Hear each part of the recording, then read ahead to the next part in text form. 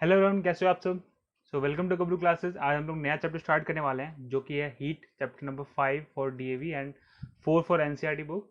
And अलग अलग chapter अलग अलग बुक के लिए हो सकता है। तो बेसिकली हम लोग ये चैप्टर स्टार्ट करने वाले हैं और इससे पहले हम देख लेते हैं कि इसमें हमें क्या क्या पढ़ना है। तो small tips from my side.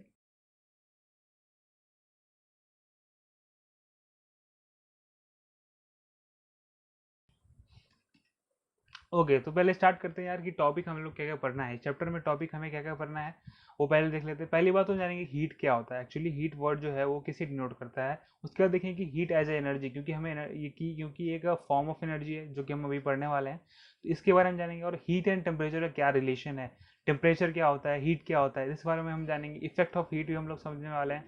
Then we will learn measurement of temperature, मतलब टेम्परेचर कैसे हम लोग मेजर कर सकते हैं, थर्मोमीटर के बारे में रीडिंग कैसे लेते हैं, क्लिनिकल थर्मोमीटर क्या होता है, ये सब टॉपिक हम लोग पढ़ने जा रहे हैं। And the next is the transfer of heat. Heat transfer हम लोग जो कि नेचुरल फिनोमिनन है, हम लोग डेली लाइफ में हमेशा देखते हैं कि हीट ट्रांसफर वगैरह होता रहता है, वो किस प्रोसेस के माध्यम से होता है, ये सब चीज़ हम लोग जाने वाले हैं। Conduction, convection, radiation, this kind of thing we will going to learn. Okay, तो पहले इंट्रोडक्शन स्टार्ट करते हैं यार कि पहले हम लोग सिंपल सी बात समझते हैं कि हॉट क्या होता है। ठीक है, अगर हम किसी चीज़ को हॉट कहते हैं, ठीक है, लाइक यहाँ पे हमारे पास एक गर्म चाय है, ठीक है, तो इसे हम कहते हैं कि hot T of hot T, right. तो उसी तरीके से अगर यहाँ पे एक रॉड है जो कि हम इसे हीट कर रखे हैं, जो ब्लैक स्मिथ वगैरह जो होते हैं वहाँ पे वो क्या होता है, ये इस तरीके से कोयले में इसे गर्म करता है, तो ये यहाँ पे ये हॉट होता है। ठीक है, उसी तरीके से आयरन जो है वो भी हमारा एक हॉट हुआ। उसी तरीके से अगर हम कूल की बात करते हैं तो वहाँ पे जैसे एक तरह से यहाँ कोका कोला है, ठीक है, ये भी हम जब फ्रिज से निकालते हैं तो कूल होता है। ठीक है, तो एक्चुअली इसे सब बताने का यह मकसद है कि हम लोग हॉट और कूल में जैसे जजमेंट कर सकते हैं, ठीक है, कि कोई क्या चीज़ कूल है, क्या चीज़ हॉट है। अच्छा, ये जजमेंट हम कैसे करते हैं, तो इसके पीछे हमारे पास आता है एक फंडा जो कि है टेम्परेचर। हम टेम्परेचर नाप के ऐसा करते हैं कि हम लोग छू के देखते हैं कि हाँ ये हॉट लग रहा है, ये कूल लग रहा है। ठीक है, तो इस तरीके से। और अगर मोर प्रिसाइजली हमें जानना है कि ये कितना हॉट है, कितना कूल है, तो हम थर्मोमीटर का इस्तेमाल कर सकते हैं। ठीक है, तो ये बेसिक चीज़ हमें जानना था कि हॉट और कूल कूल क्या होता है। It is like only sensation, कि हमें हॉट सेंसेशन होती है, कूल सेंसेशन होती है। ठीक, ये बेसिक थिंग थी। ओके, अब देखते हैं हीट एज एनर्जी। ये जो हमारा फर्स्ट टॉपिक है इसे हम स्टार्ट करते हैं। तो हीट एज एनर्जी मीन्स, पहली बात तो एनर्जी क्या होता है। Energy is the capacity to do work, ये हम लोग पिछले क्लासेस में पढ़ चुके हैं। Energy can neither be created और नॉट डिस्ट्रॉयड। अच्छा, पहली बात तो एनर्जी अगर वर्क को करने का ये कैपेसिटी है, तो पहली बात तो वर्क क्या होता है। वर्क इज समथिंग लाइक या किसी चीज़ को आप मूव कर दे रहे हो, अगर किसी चीज़ को डिस्प्लेस कर दे रहे हो, लेट से मेरे पास यहाँ पे एक गिलास पानी है, इसे हम यहाँ उठा के इधर रख दिए, ठीक है, तो यहाँ पे ये डिस्प्लेस हो गया, अपनी जगह बदल दिया, तो यहाँ पे एक वर्क हो गया। ठीक है, वर्क मतलब कि जहाँ कोई सी भी चीज़ को हम अगर उसको डिस्प्लेस कर दे रहे हैं तो वहाँ पे मूवमेंट हो रहा है, तो हम फोर्स लगाए और वो काम हो गया, तो यहाँ पे एक तरह से इसे वर्क कहते हैं। और उस वर्क करने की क्षमता को एनर्जी कहते हैं, क्योंकि मेरा एनर्जी लगा है। अब ये बात इसमें लिखी है कि हम लोग पहले भी पढ़ चुके हैं कि energy can neither be created not destroyed. ये जो पूरे यूनिवर्स में एनर्जी कंजर्व्ड है, ठीक है, वहां से ना ही वो क्रिएट हो सकती है ना डिस्ट्रॉयड हो, सिर्फ वो only converted from one form to another form. ठीक है, तो ये हम लोग समझ सकते हैं। उसी तरीके से जैसे विंड एनर्जी होती है, लाइक यहाँ पे wind energy, electrical energy, chemical energy, ये सब चीज़ें हम लोग पढ़ते हैं। जैसे विंड एनर्जी जो हवा से आती है, ये सब एक तरह से फॉर्म ऑफ एनर्जी है। उसी तरीके से हीट जो है वो भी एक फॉर्म ऑफ एनर्जी है। ठीक है, heat is a form of energy, जो कि हीट एनर्जी या थर्मल एनर्जी भी के नाम से जानते हैं, that is transform from one body to another body due to the existence of temperature difference between them. Means heat एक फॉर्म ऑफ एनर्जी जो कि एक बॉडी से दूसरे बॉडी में ट्रांसफर हो सकती है अगर वहाँ पे टेम्परेचर डिफरेंस है दोनों में। मतलब अगर ये हॉट है और ये कोल्ड है, इसे हम दोनों को टच करवा दिए, तो वहाँ पे क्या होगा, वहाँ एक ट्रांसफर ऑफ हीट एनर्जी वहाँ पे होगा, क्योंकि वहाँ पे टेम्परेचर डिफरेंस है। ठीक है, उसी तरीके से अगर हम इसी एग्जाम्पल को देखें, यहाँ पे हम दूध उबालते हैं, दूध हम ठंडा लाते हैं, उसे हम गर्म करते हैं, तो वहाँ पे क्या होता है, इधर से हम हीट एनर्जी दे रहे हैं, ठीक है, यहाँ से हम हीट एनर्जी दे रहे हैं और जो दूध जो है वो उबलने लगता है। ठीक है, उबलने लगने के बाद वो मतलब उसमें मूवमेंट एक तरह से होती है, मोशन में आ जाता है दूध। ठीक है, तो वहाँ पे एक मोशन में आ गया, मीन्स यहाँ पे वर्क हो रहा है। ठीक है, यहाँ पे जैसे पहले ही बात की कि वर्क यहाँ पे हो रहा है। उसी तरीके से जब भी हम पानी उबालते हैं, तो कभी कभी आप देखते होगे, ऑब्जर्व करते होगे कि जो उसका जो ढक्कन होता है वो अपने आप कभी कभी तैरने लगता है हवा में, मतलब जब भी चावल वगैरह बनाते हैं तो वहाँ पे वो अपने आप ऊपर उठने लगता है। तो वहाँ पे भी क्या हो रहा है, ड्यू टू हीट एनर्जी वो पानी गर्म हो जा रहा है, उसके बाद उसके ऊपर जो भाप बन रहा है उससे प्रेशर बन रहा है, और at the end of the result क्या होता है, हमारे हमारे पास जो जो ढक्कन है वो ऊपर तैरने लगता है। तो वहाँ पे जो तैरना है वो एक तरह से काम हुआ, क्योंकि वो एक बॉडी को मूव करा रहा है जो कि यहाँ रखा हुआ था, ठीक है, इस एरिया में रखा हुआ था, अब वो यहाँ पे उठ गया है। मीन्स वहां पे एक मूवमेंट हो रहा है, वर्क हो रहा है, और वर्क तभी होता है जहां एनर्जी होती है, और एनर्जी यहाँ पे किस फॉर्म में है, हीट के फॉर्म में है। तो हीट एनर्जी यहाँ पे काम कर रही है, ठीक है। ये और सबसे बेहतरीन एग्जांपल जो हम लोग पहले भी यूज करते वो जो कि स्टीम इंजन, कोयले से हम लोग इसे चलाते थे, ठीक है। कोयला यहाँ पे हम बर्न करते थे, उससे हम वाटर बॉयल करते थे, वाटर बॉयल से प्रेशर जनरेट होता था, बहुत ज़्यादा फोर्स जनरेट होता था, जिसकी वजह से हम कोई बड़े बड़े मालगाड़ी वगैरह उस समय रेलवे वगैरह चलाए करती थी, जब जो कि स्टीम इंजन उसे हम लोग कहते थे, स्टीम इंजन टाइप। तो वहाँ पे भी एक हीट एनर्जी की वजह से ही एक बीच में एक इसका भी प्रोसेस था जिसकी वजह से ये मालगाड़ी चल पा रही है। तो यहाँ पे भी वर्क हो रहा है। तो एज हम लोग ये समझ रहे हैं कि ये जो हीट है एक एनर्जी के फॉर्म में होता है। अच्छा, अब ट्रांसफर ऑफ हीट यहाँ पे अगर देखें, ट्रांसफर ऑफ हीट एनर्जी और या थर्मल एनर्जी दोनों एक ही बात है, always take place from the body at higher temperature to that lower temperature, ठीक है। ये हम मेनली समझते हैं, जैसे जो कि ऑब्वियस ही बात है, हॉट जिधर होगा, हॉट से ये कोल्ड की तरफ हीट एनर्जी हमेशा ट्रांसफर होती है, हॉट से कोल्ड की तरफ हीट एनर्जी हमेशा ट्रांसफर होती है। लाइक ये कप है पूरा गर्म है, और इसके हम आइस क्यूब इसमें लगा दिए, तो यहाँ पे क्या होगा, हीट जो जिसका कप का था वो अब इसमें आने लगा क्योंकि वो कोल्ड है। तो अब कोल्ड को वो हीट और प्रोवाइड करेगा, और कोल्ड को वो मतलब एक तरह से और कम कर देगा, उसकी इंटेंसिटी कम कर देगा। आप समझ पा रहे हो कि मैं क्या कर रहा हूँ। तो बेसिकली ये है कि हॉट से कोल्ड की तरफ हीट का फ्लो जनरली होता है। चलो आगे बढ़ते हैं। अच्छा, तो हम लोगों ने क्या अभी कवर कर लिया, heat as energy, heat and temperature, ये सब हमें अभी अब कवर करना है। ओके, चलो अब हीट एंड टेम्परेचर पे आते हैं कि हीट पहले समझते हैं कि हम लोगों ने क्या समझा है अभी। Heat is the energy of a body that due to the motion of its constituent particles. ये एक नया पॉइंट है। यहाँ पे हीट क्या है, अब हम लोगों ने देखा अभी कि हीट जो है वो किसी बॉडी में है तो वो वहाँ पे वो एनर्जी मतलब एक तरह से कुछ वर्क करती है। अगर किसी बॉडी में हीट एनर्जी हम दें तो वहाँ पे कुछ वर्क करेगी, ठीक है। तो वो एक्चुअली उसमें क्या चेंजेज आते हैं कि वहाँ पे वो वर्क करने लगता है। लेट्स से मेरे पास जो पानी जो था मेरे पास, जिसे हम उबाले हैं, ठीक है, उबाले थे, तो वहाँ पे क्या हुआ था कि जो मेरा ढक्कन था वो अपने आप ऊपर उठने लगा था, ड्यू टू यहाँ पे फोर्स जनरेट हो रहा था, किसकी वजह से, जो भाप बन रहे थे वहाँ पे, तो वो अपने आप ऊपर उठने लगता है। तो वहाँ पे हम लोग ये समझे थे कि जो हीट एनर्जी जो है वो एक तरह से मोशन कर रहा है और वर्क डन कर रहा है, वहाँ पे वर्क हो रहा है क्योंकि मेरा जो ढक्कन है वो ऊपर उठ रहा है, मूवमेंट आ रहा है उसमें। तो ये हीट एनर्जी जो है वो एक्चुअली यहाँ पे वाटर में ऐसा क्या चेंज लाया, इस वाटर में क्या चेंज लाया जिसकी वजह से ये इतना उतावला हो गया, मतलब कि ये मतलब चेंज होने लगा, स्टेट ऑफ मैटर मतलब वाटर वेपर में कन्वर्ट होने लगा, और उसकी वजह से ये फाइनल मेरे पास रिजल्ट आया कि ढक्कन ऊपर हो गया। तो इसमें जो चेंजेस आए वो हम यहाँ पे समझते हैं, ठीक है। तो इसमें चेंजेस क्या आएंगे, अब हीट एनर्जी जैसे ही हम किसी पार्टिकल किसी भी चीज में देते हैं तो वहां पे क्या होता है, लो मूवमेंट, उसके जो पार्टिकल्स कंस्टिट्यूएंट पार्टिकल हो गए वो जो है वो वाइब्रेट करना लग जाएंगे, मीन्स ज्यादा वाइब्रेट करेंगे या मूवमेंट उसका तेज हो जाएगा। मीन्स अगर हाई टेम्परेचर है, मतलब यहाँ पे हीट एनर्जी दे रहे हैं, तो अगर टेम्परेचर भी राइज करेगा तो हाई मूवमेंट ऑफ पार्टिकल्स हो जाएंगे। जितने भी लिक्विड के जो यहाँ पे पार्टिकल्स थे उस बीकर में, जितने भी वाटर पार्टिकल्स थे वो ज्यादा तेज चलने लगेंगे, मतलब एक दूसरे से ज्यादा टकराने लगेंगे, जिसकी वजह से ये हाई मूवमेंट हो जाएगी और उसकी वजह से हाई टेम्परेचर हो जाएगी।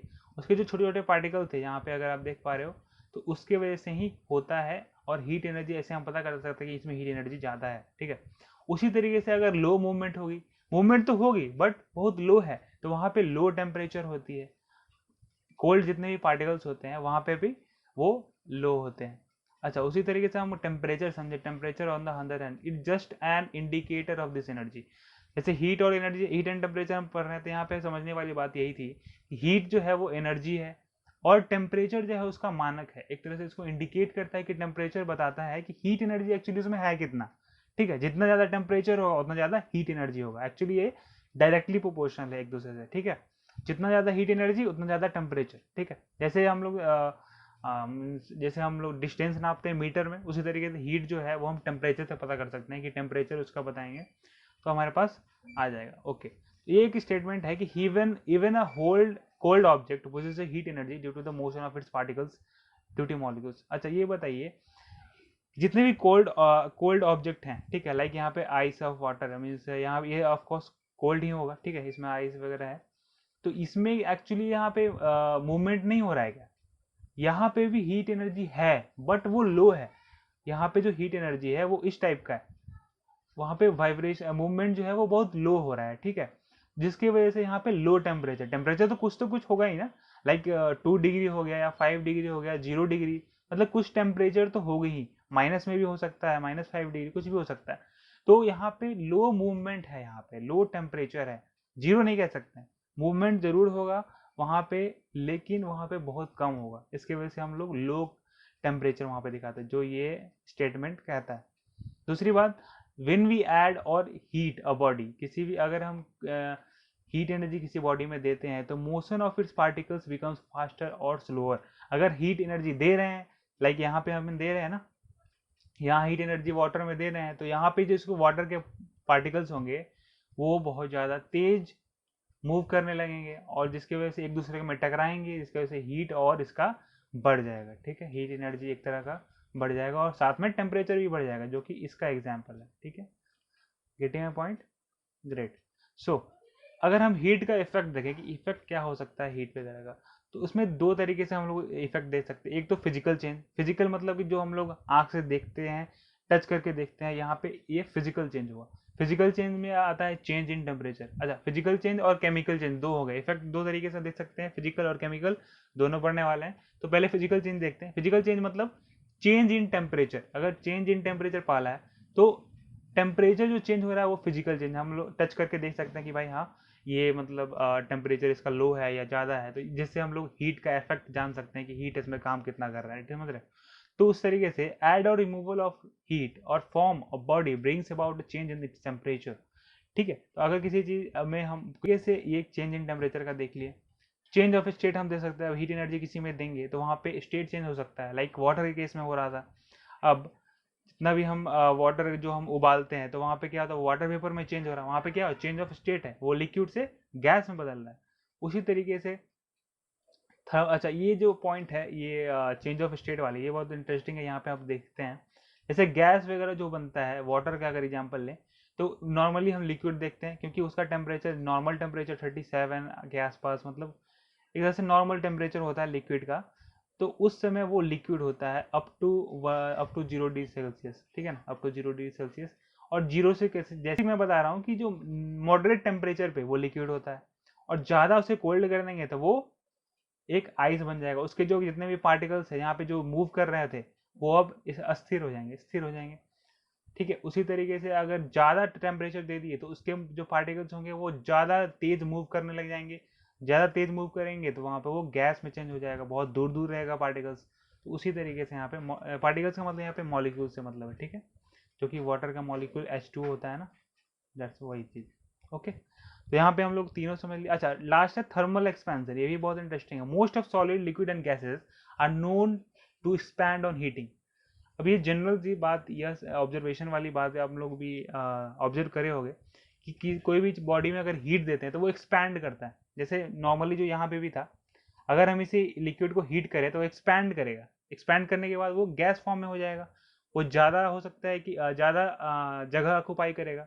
उसी तरीके से अगर एग्जाम्पल लेते हैं, जैसे गर्मियों के दिनों में, गर्मी के दिनों में क्या होता है कि टायर में हम हवा कम डालते हैं, लोग बोलते हैं कि हवा कम डालो क्योंकि वो फट सकता है। वहाँ पे ऐसा यही कंसेप्ट यूज होता है कि भी जितना ज़्यादा गर्मी होगा वहाँ बाहर इन्वायरमेंट में, तो वहाँ पे क्या होगा कि जो टायर के अंदर जो हवा होंगे वो एक्सपैंड करेंगे, एक्सपैंड करेंगे। अब ज़्यादा आप हवा डाल लोगे तो क्या होगा, गर्मी ज़्यादा रहेगी, वो ब्लास्ट भी कर सकता है, ठीक है। तो उस तरीके से कभी कभी क्या होता है कि आप देख ऑब्जर्व करोगे साइकिल का चक्का जो है वो आवाज़ कर गया, या मोटरसाइकिल का चक्का बाजार वगैरह में कहीं आवाज़ खो जाता है। तो उसके रीज़न यही होते हैं कि मोस्टली हॉट वेदर में ऐसा होता है, समर में ऐसा होता है। तो वहाँ पे क्या होता है, थर्मल एक्सपेंशन का जो कंसेप्ट है वहाँ पे यूज हो रहा होता है। ठीक है, ग्रेट। तो इफेक्ट ऑफ हीट के बारे में बात करें तो इफेक्ट ऑफ हीट में एक केमिकल चेंज वाला जो बात किया, तो अब केमिकल चेंज पे देखते हैं। Many chemical changes take place only when the reactants are heated up. For example we can prepare oxygen in the laboratory by heating the potassium chloride along with the manganese of the catalyst. तो basic सी बात यह है कि let's say मेरे पास would है, ठीक है, वुड को अब जला दिए, उसमें हीट एनर्जी दिए, वो जल गया। अब जलने के बाद वो अब राख बन गया। तो ये जो चेंज हुआ ये केमिकल चेंज है। ठीक है, अब वुड तो अब राख से हम दोबारा तो वुड नहीं बना सकते, केमिकल चेंज इरिवर्सिबल होता है। ठीक है, मोस्ट ऑफ द केसेस। तो वहां पे वुड जो है वो जल के राख हो गया, यहाँ पे ये केमिकल चेंज है। उसी तरीके से यहाँ पे एग जो बनाते हैं वहाँ अगर हम उसको ऑमलेट बना दिए तो क्या होगा, वो अब दोबारा तो चेंज नहीं हो सकता है, वहाँ पे केमिकल चेंजेस है। उसी तरीके से अब ऑक्सीजन का जो हम प्रोडक्शन करते हैं, ऑक्सीजन का प्रोडक्शन जो हॉस्पिटल वगैरह में हम यूज करते हैं, तो उसके जो प्रोसेस होता है लेबोरेटरी में बनाने का, उसे पोटेशियम क्लोराइड उसमें यूज होता है और उसमें हीट वगैरह दिया जाता है। तो एक्चुअली वहाँ पे भी केमिकल चेंज हो रहे होते हैं। ऐसे बहुत सारे एग्जाम्पल है। ठीक है, तो बेसिक ये समझना था कि हीट का जो इफेक्ट है वो फिजिकल हो सकता है, केमिकल हो सकता है। ठीक है, ग्रेट। अब हम लोगों ने क्या कवर किया है, major heat and temperature cover कर लिया, ये ऑलरेडी कवर कर लिया। अब मेजर ऑफ टेम्परेचर देखते हैं। ठीक है, मेजरमेंट ऑफ टेम्परेचर। अच्छा, टेम्परेचर हम कैसे मेजर करते हैं, जनरल सी बात है, जब हम लोग बुखार वगैरह लगता है थर्मोमीटर हम यूज करते हैं, राइट। तो उसी तरीके से simplest thermometer with which we all are familiar is the mercury in glass thermometer. अब थर्मोमीटर में मोस्टली ऑफ द थर्मोमीटर में मरकरी का अगर आप नाम सुने होगे, ये एक मेटल है, मरकरी इज अ मेटल, जो कि उसका मेल्टिंग पॉइंट बहुत ज़्यादा कम होता है। इन द सेंस कि वो हल्का भी हीट आप दोगे तो वो मेल्ट करके एक्सपैंड हो जाएगा, मतलब एक्सपैंड कर जाता है एक तरह से। तो वो एक मेटल है और ये एक थर्मल एक्सपेंसर ऑफ मरकरी है। अभी हम लोगों ने बात करा था इफेक्ट ऑफ हीट। अब थर्मल एक्सपेंशन जो होता है मरकरी का वो इजिली हो जाता है। इजिली का मतलब कि कम टेम्परेचर पे वो, मतलब जो नॉर्मल टेम्परेचर हमारे लिए है 37 डिग्री सेल्सियस जो कि बॉडी टेम्परेचर होता है, उसके आसपास के रेंजेस तक वो मर्क्यूरी अपने आप से एक्सपैंड कर जाता है। तो इसी को हम यूज कर रहे हैं यहाँ पे एज अ थर्मोमीटर, मीन्स हम टेम्परेचर की जांच करने के लिए। तो यहाँ पे बहुत सारे टेम्परेचर थर्मोमीटर आते हैं। लाइक आप देखो उसमें जैसे ये सब मेरा जो नॉर्मल हम लोग जो यूज करते हैं हिक्स वगैरह का, ठीक है, साथ में इसमें बहुत सारे पॉइंट्स होते हैं, ये समझते हैं अभी। ओके, तो इसमें जो थर्मोमीटर होता है इसमें दो स्केल्स होते हैं। दो स्केल्स यहाँ पे ये का ये मतलब है कि लाइक इंच होता है हमारे पास, जो रूलर होता है उसमें मीटर सेंटीमीटर में होता है। ठीक है, सेंटीमीटर में दिया जाता है, इंच में दिया जाता है। उसी तरीके से अगर थर्मोमीटर की बात करें तो अगर हम रूलर जो है होता है वो डिस्टेंस नापते हैं। यहाँ पे जो मेरे पास थर्मोमीटर है वो हम टेम्परेचर नापते हैं। ठीक है, टेम्परेचर नापने के लिए हमारे पास दो यूनिट है, एक है फ़ारेनहाइट और एक है Celsius. Like same as like जैसे मीटर और इंचेज होता है, दोनों अलग अलग यूनिट है ना, उसी तरीके से फ़ारेनहाइट और सेल्सियस दो चीज़ें होती है। तो फ़ारेनहाइट की अगर बात करें, यहाँ पे इस एग्जांपल में हम देखते हैं, फ़ारेनहाइट कुछ अलग यूनिट होता है और सेल्सियस अलग होता है। ठीक है, यहाँ पे जैसे एग्जांपल अगर 32 डिग्री सेल्सियस यहाँ पे अगर हम फ़ारेनहाइट में बताएंगे तो वो सेल्सियस में 0 डिग्री सेल्सियस, समझ रहे हो बात।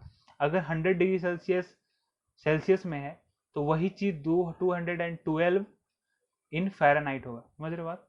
बेसिकली इसका डिफरेंस होता है, सेल्सियस और फ़ारेनहाइट दोनों डिफरेंस होते हैं और ये कॉमनली यूज किए जाते हैं अगर हम नॉर्मल थर्मोमीटर की बात करें। ठीक है, अच्छा, अब वी नो, अगर हम लोग पहले समझ चुके हैं कि हीट क्या है, एक फॉर्म ऑफ एनर्जी है, और टेम्परेचर क्या है, उस एनर्जी का इंडिकेटर है। वो बताता है कि वो टेम्परेचर जो है वो बताता है कि वो हीट एनर्जी एक्चुअली है कितना उसमें। ठीक है, किसी चीज़ में अगर हमको हीट एनर्जी नापना हो तो वहाँ पे टेम्परेचर हम लोग चेक करते हैं, टेम्परेचर एज ए इंडिकेटर वहाँ पे वर्क कर रहा होता है। ये इंपॉर्टेंट पॉइंट है। ग्रेट। सो अगर हम बात करें डिफरेंट, अच्छा, ये जो हर थर्मोमीटर में कुछ लिमिट होता है कि आप इतना से इतना आप नाप सकते हो। लेट्स से कि जैसे यहाँ पे है, यहाँ पे -30 डिग्री सेल्सियस से, ये -30 है, से आप पूरा यहाँ तक 100 डिग्री सेल्सियस तक नाप सकते हो। ये इस थर्मोमीटर का रेंज ऑफ द थर्मोमीटर आ गया, तो मतलब इतना से इसका इसका रेंज हो गया। ठीक है, the difference in the temperature of the two fixed reference point, means reference point यहाँ पे 30 है, यहाँ पे 100। ठीक है, तो ये इसका क्या हुआ, रेंज हुआ। उसी तरीके से यहाँ पे इसका अलग होगा, यहाँ पे 10 एक्चुअली में। वैसे ये अलग यूनिट में अगर देखें, फ़ारेनहाइट में कोई पूछ रहा है तो 10 से टू 20 हो गया। तो ये difference of the fixed reference point, इसे हम रेंज ऑफ द थर्मोमीटर कहते हैं। कोई पार्टिकुलर थर्मोमीटर का अलग अलग रेंज होता है। अब क्लिनिकल थर्मोमीटर भी हम देखने वाले हैं जो नॉर्मल होता है। ओके, इससे पहले देख लेते हैं कि जो लेबोरेटरी में जो थर्मोमीटर होता है वो उसमें मेनली इसका जो रेंज होता है वो -10 से 110 डिग्री सेल्सियस, -10 से 110। ऐसा है इसलिए क्योंकि ये थर्मोमीटर लेबोरेटरी वाला है, इसमें ज़्यादा रेंज हमें चाहिए। अच्छा अच्छा, ये डिफरेंस कैसे है नॉर्मल थर्मोमीटर से, वो भी देख लेते हैं। पहले इसमें देख लेते हैं कि जो नॉर्मल सी बातें हैं ये सब। ऐसे एक पॉइंट हमें मिस हो गया था कि लीस्ट काउंट क्या होता है। यहाँ पे लीस्ट काउंट का कंसेप्ट भी इंपॉर्टेंट है। Least count of measuring instrument is the smallest quantity that can be measured per the calibration of the thermometer. Okay, तो यहाँ अगर बात करें तो ये जो लीस्ट काउंट अगर हम निकालना है तो यहाँ पे हमारे पास ये होता है difference between two marked readings, total number of division between them.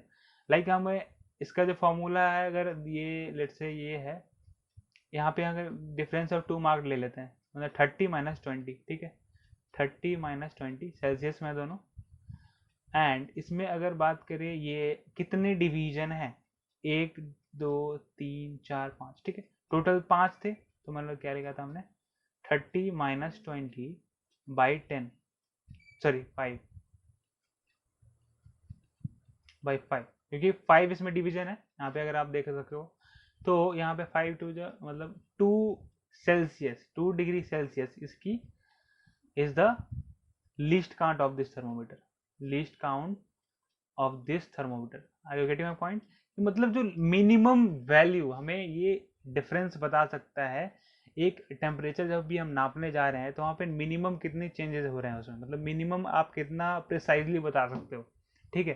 तो वो चीज़ इसमें हमें बताता है कि लीस्ट काउंट इसे ही कहते हैं, ठीक है। लाइक इसमें अगर निकालने जाए फ़ारेनहाइट के केस में, तो यहाँ पे भी डिफरेंस निकालेंगे -10 × 10 मीन्स जो भी डिफरेंस होगा उस तरीके से। मेनली जो स्मॉलेस्ट मार्किंग है ये वाली चीज़ 0.2 सॉरी 2 डिग्री सेल्सियस, ये इसकी लिस्ट काउंट हो जाएगी, राइट। अच्छा, बहुत सारे डिग्री सेल्सियस, बहुत सारे टेम्परेचर जो नॉर्मल है जो कि याद रखने हमें चाहिए। नॉर्मल रूम टेम्परेचर हम लोग का क्या होता है 23 डिग्री सेल्सियस, जो कि मतलब ठंड के मौसम में इंडिया की बात करें तो ठंड के मौसम में 23 डिग्री सेल्सियस, जो कि मतलब ना ज़्यादा ठंड होता है ना ज़्यादा गर्म होता है। तो ये एक बढ़िया रेंज होता है जहाँ पे रूम टेम्परेचर होना चाहिए। एसी वगैरह भी चलाते हैं तो हम इतने ही पे चलाते हैं। ओके, ह्यूमन टेम्परेचर जो होता है बॉडी का, हमारे बॉडी का, वो नॉर्मली 36.9 या 37 भी ले सकते हैं। तो इतना इसका नॉर्मल टेम्परेचर होता है। वाटर जो बॉयल होता है वो 100 डिग्री सेल्सियस पे होता है। वाटर जब भी बॉयल होता है तो वो क्या होता है 100 डिग्री सेल्सियस, ये भी बहुत ज़्यादा इंपॉर्टेंट पॉइंट है। और वाटर जब फ्रीज होता है मतलब बर्फ में बदलना स्टार्ट हो जाता है, वो 0 डिग्री सेल्सियस पे, जो कि फ्रिज वगैरह में हम लोग रखते हैं। अच्छा, उसी चीज़ को हम फ़ारेनहाइट में बदले तो 32 डिग्री होगा। लाइक यहाँ पे जो हमने बात की अभी, क्योंकि सेल्सियस और फ़ारेनहाइट दोनों अलग अलग चीज़ें होती हैं। 100 को 212 ऐसे इस तरीके से हम फ़ारेनहाइट में भी रेंजेस निकाल सकते हैं। Great, okay. अब बात करते हैं क्लिनिकल थर्मोमीटर, जो कि नॉर्मल हम लोग घर में यूज करते हैं। इस टाइप से जो थर्मोमीटर होते हैं, ठीक है। Just a second. ओके, तो clinical thermometer is specially designed and calibrated mercury in glass thermometer to measure our body temperature known as clinical और डॉक्टर्स थर्मोमीटर, ठीक है। तो ये हम लोग डेफिनेशन करते हैं जो कि हमारे बॉडी नापने के लिए होता है। तो वहाँ पे ये क्लिनिकल और डॉक्टर्स थर्मोमीटर इजीली हम लोग कर पाते हैं। Great. It is calibrated from 35 degree Celsius and 52। इसका जो रेंज होता है ये इंपॉर्टेंट पॉइंट है, 32 से 42 इसी बीच में ये बताएगा, ठीक है। जो कि नॉर्मल वाला जो होता है हमारे पास 32, क्या हुआ, इसकी 35 है, 35 से ये 42 इस तरीके से, ठीक है। इसकी 35 से 42 है इस वाले थर्मोमीटर पे। बट जो नॉर्मली जो थर्मोमीटर होते हैं उसमें 35 से ओ सॉरी 35 ही था, सॉरी। ओके, 35 से 42 मतलब नॉर्मल जो कैलिब्रेटेड होते हैं, इसके बीच में रेंज होते हैं। ऐसा किस लिए, क्योंकि जो हमारा नॉर्मल टेम्परेचर जो है वो इसी बीच में होता है। तो हमारा काम चल जाता है कि आपको बुखार है कि नहीं है। This is so because this is a range which the temperature normal human body can very, जो कि हम लोग अभी बात कर लिए। डिजिटल थर्मोमीटर भी आता है बहुत सारा, ठीक है अब तो। चलो अब देखते हैं, एक इंपॉर्टेंट पॉइंट है इसमें, it has a slight blend, जो कि पुराने वाले थर्मोमीटर, इस वाले थर्मोमीटर में अगर आप गौर किए होगे, इस इन सबों में भी होता है ये चीज़। इसमें क्या होता है ये देखते हैं। यहाँ पे क्या होता है, it has a slight bend और kink in its capillary tube, this kink is given as the constriction, constriction इसे कहते हैं। एक्चुअली क्या होता है, यहाँ पे जो मर्क्यूरी होता है, इस ट्यूब में अंदर में हम लोग मर्क्यूरी रखते हैं, ठीक है, जो कि हम बॉडी में टच करवाते हैं तो वहाँ पे टेम्परेचर, क्योंकि 32 डिग्री, सॉरी 37 के आसपास हमारा होता है नॉर्मली, तो ये एक्सपैंड होने लगता है। हम लोगों ने बात की जहाँ की जो थर्मल एक्सपेंशन की जो बात की थी, thermal expansion of mercury, mercury की जो बात की थी, mercury which is a metal. तो यहाँ पे जो भी मर्क्यूरी होती है यहाँ पे इसलिए रखी जाती है क्योंकि ये जो जब हम लोग सीधा करें तो वो एक्चुअली पूरा जो ये है ये इधर ना आ जाए। अगर मैं आपको समझा पा रहा हूँ तो ये जो चीज़ें हैं ये इधर ना आ जाए, क्योंकि अगर हम नहीं रखेंगे तो वो, अगर वो मेरे पास एक्यूरेट जो है वो नहीं बता पाएगा और वो डायरेक्ट यहाँ घिसकते हुए आ जाएगा। यहाँ पे एक हिंज टाइप का मतलब बेंड दिया जाता है सो डैट कि वो होल्ड हो सके और हमारे पास टेम्परेचर सही बता सकते। अच्छा, जब भी हम लोग जैसे हम लोग फीवर हम चेक करते हैं उसके बाद हमें वो ऐसे करके भी बहुत बहुत बार झाड़ते भी हैं, तो उसका जो मेन मोटिव यही होता है कि ये जो मरकरी है वापस इधर आ जाए ताकि हम दूसरी रीडिंग ले सकें। ठीक है, ग्रेट।